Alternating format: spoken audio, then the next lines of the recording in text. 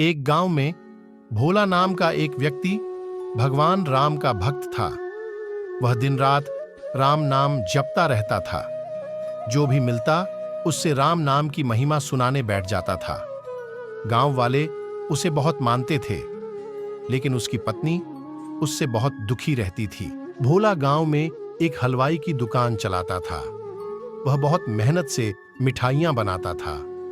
उसकी बनाई मिठाई दूर दूर तक लोगों को पसंद आती थी।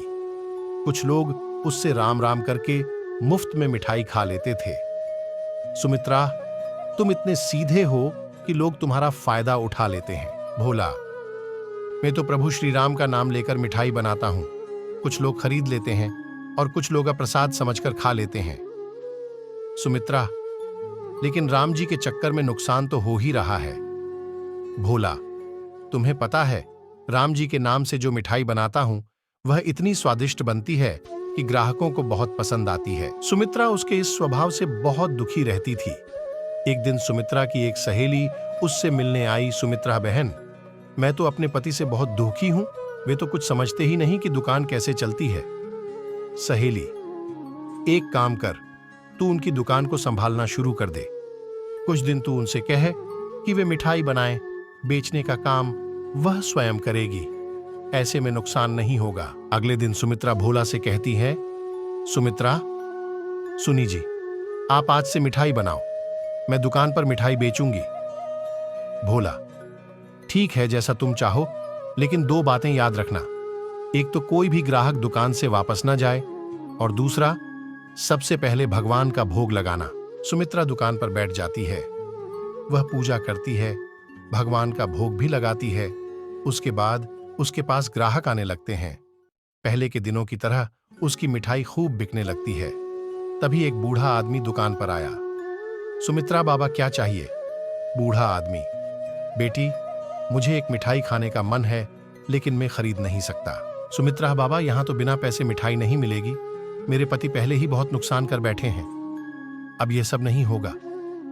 बूढ़ा आदमी, कोई बात नहीं बेटा, वो जो राम जी को भोग लगी मिठाई है वही मुझे दे दो। उसे तो तुम अब बेचोगी नहीं, भगवान का प्रसाद समझकर ही दे दो। सुमित्रा, नहीं बाबा, कहा ना आपको पैसे लाओ, तभी मिठाई मिलेगी। यह सुनकर बूढ़ा आदमी वापस चला जाता है। शाम के समय जब भोला दुकान पर पहुंचा तो देखा भोग की मिठाई रखी है। भोला, क्या हुआ, आज बाबा नहीं आए? सुमित्रा, कौन बाबा? एक बूढ़ा आदमी आया था, मैंने भगा दिया। भोला, ये तूने क्या किया? जब से मैंने दुकान खोली है, हर दिन वे बाबा आते हैं और भोग की मिठाई खाते हैं। उनके आने से पहले मेरी दुकान कम चलती थी। जब से वे आने लगे, शाम तक सारी मिठाई बिक जाती है। सुमित्रा, तुमने तो न जाने कितने लोगों को मुफ्त में मिठाई खिला दी। अब यह सब नहीं चलेगा। अगले दिन वह बूढ़ा आदमी नहीं आया। पूरे दिन सुमित्रा दुकान पर बैठी रही, लेकिन सारी मिठाई रखी रही। कोई ग्राहक नहीं आया। इसी तरह कुछ दिन और बीत गए। सारी मिठाई फेंकनी पड़ी। घर का खर्च भी चलाना मुश्किल हो गया। हार कर सुमित्रा ने कहा, सुमित्रा, मुझे लगता है आप ठीक कह रहे थे। आप जल्दी से जाकर बाबा को ढूंढ लाइए, नहीं तो हम भूखे मरने लगेंगे। भोला, अब कहां मिलेंगे बाबा? सुमित्रा रोने लगती है। अगले दिन भोला दुकान खोलता है, भगवान राम का भोग लगाता है। फिर दोनों एक डिब्बे में मिठाई लेकर मंदिर पहुंच जाते हैं। भगवान श्री राम के चरणों में मिठाई रखकर भोला कहता है, भोला, प्रभु आपने आना बंद कर दिया। सुमित्रा, यह आप क्या कह रहे हैं?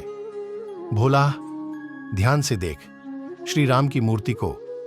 सुमित्रा मूर्ति देखती है तो उसकी आंखों से आंसू बहने लगते हैं, क्योंकि मूर्ति के अंदर उसी बूढ़े आदमी की झलक दिखाई दे रही थी।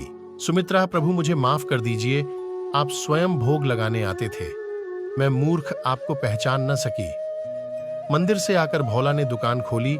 उसकी मिठाई पहले की तरह बिकने लगी, लेकिन उस दिन से प्रभु राम नहीं आए।